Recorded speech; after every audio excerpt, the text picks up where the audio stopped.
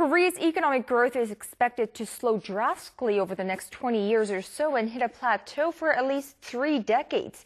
The OECD expects Korea to see an average growth of just 1% starting 2031. The report attributed the worrying forecast to the country's rapidly aging population.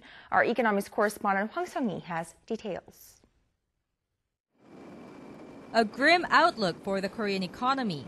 The Organization for Economic Cooperation and Development predicts the country's economic growth will slow to an average rate of just 1% from 2031. An OECD report says Korea's annual growth rate is forecast to fall from 3.6% last year to 2.7% on average until 2030, and further down to 1% from 2031 to 2060. That would be the lowest annual average growth among 42 surveyed countries, except for Luxembourg.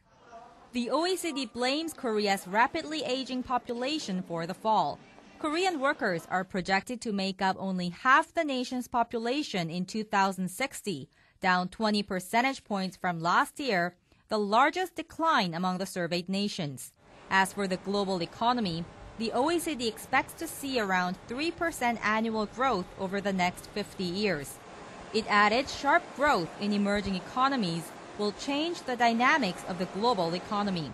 According to the report, China and India together will exceed Group of 7 nations' combined economies in 2025, and those of all OECD member nations by 2060. Hwang Seung-hee, Arirang News.